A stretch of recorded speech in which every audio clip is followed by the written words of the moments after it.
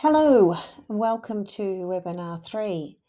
Today we're diving into a topic that has sparked a lot of discussion: comprehensible input, CI, and stories in language classes. Teachers have said, it sounds great, but how does it actually look in practice? Will I be able to cover the curriculum? How does it align with what I need to teach? These were the exact questions I had when I first encountered CI in 2017. And I get it, these concerns are completely valid. As teachers, we're all tasked with covering a specific curriculum, and we often feel the pressure to ensure that every box is ticked.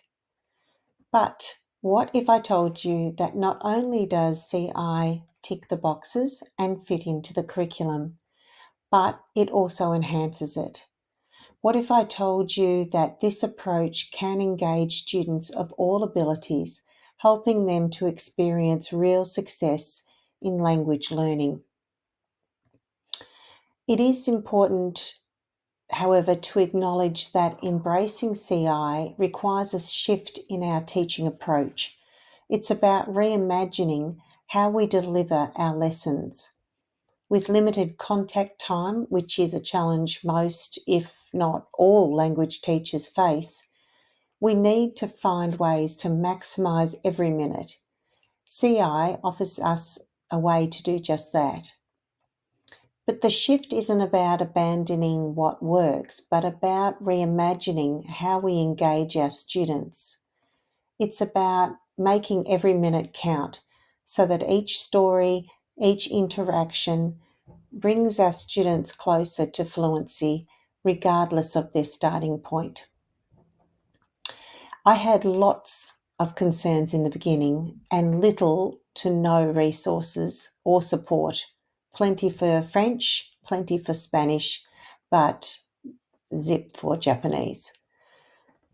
So it was a tricky time in the beginning, but after seeing my students' eyes literally light up during a simple story, I knew that I was onto something and I didn't look back. The rewards were far too undeniable. There is a saying in the CI world that your worst day doing CI is better than your best non-CI day. And I reminded myself of that during the days when I was beginning the journey and starting out and very rusty and clumsy in some of the CI techniques and strategies.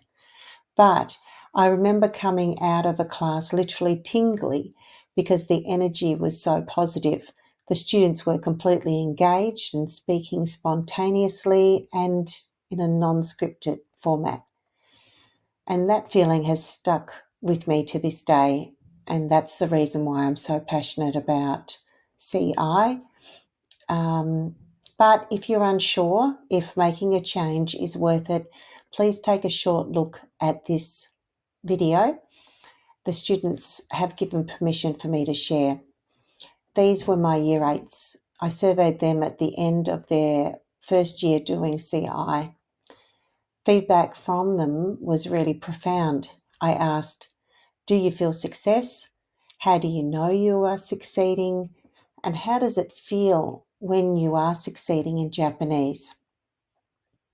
According to Ryan and Desi's self-determination theory, there are 3 psychological needs: autonomy, competence, and relatedness that are universally important, essential for psychological well-being and autonomous motivation.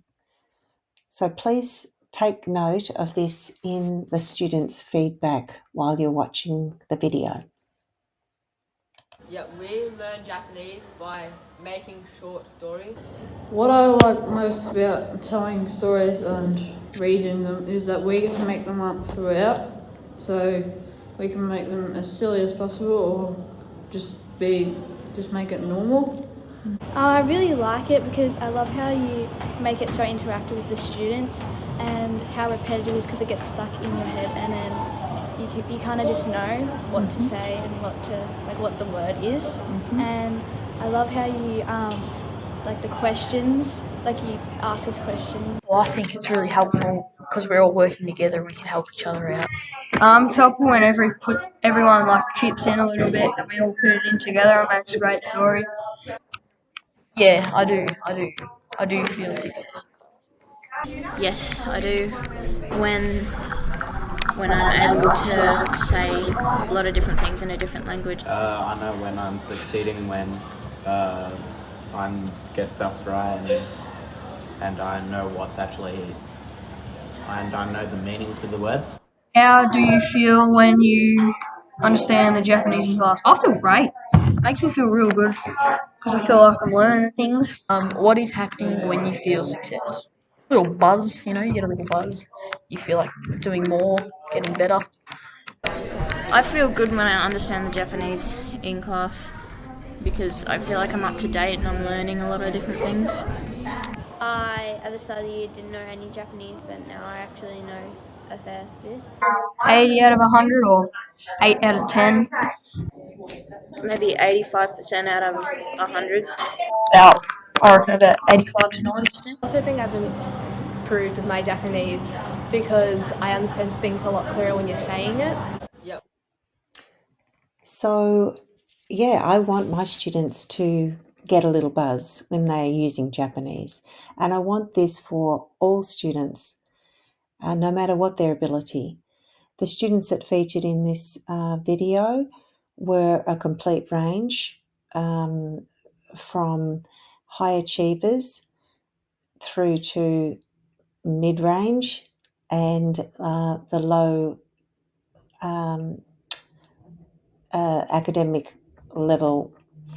So CI works for all. And in today's session, we'll explore some practical strategies for weaving CI and stories into your curriculum and discuss how to align it with learning outcomes. By the end, you'll have some concrete examples and tools to bring this approach to life with your students.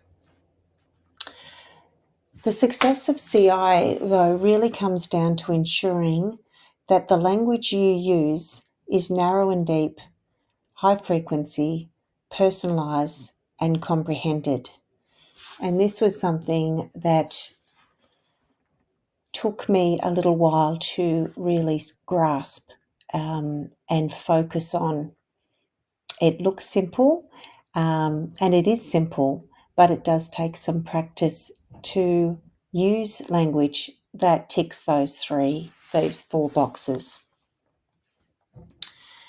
The learning cycle of the CI approach follows this format where we create language together. And it could be, for example, discussing a picture talk or chit chat about the weekend. Then we'd review this in lots of different ways and contexts. So if we're focusing on using the Super 7, we are ensuring that our language is high frequency. If we're talking about things that are related to the students, we're making sure that it's personalised. We reimagine how we can use the language by focusing on these key words. The review might be the class doing a write and discuss to recap what we had just been talking about. Then we read that co-created text, all the while checking for comprehension, and then finally asking the students to produce their own written language, and when they're ready, their spoken language. The CI umbrella covers many different activities. What is common, though, is that the vocab is sheltered, but grammar is not. The language is kept comprehended, and this can be through gestures, quick translations, or comprehension checks, visuals, or pointing and pausing at vocab posters. Which ones are you familiar with? Are there some that you'd like more information about? If so, please reach out via email or message me through the JapanEasyReads community chat. In CI, we focus initially on the Super 7 verbs, and it's amazing how much you can say when you focus on the highest frequency verbs. Most language, when stripped down to the absolute most basic form, will align with one of these verbs. So it makes sense then to focus beginner classes on using and becoming really, really comfortable with these words to maximize communication and comprehension.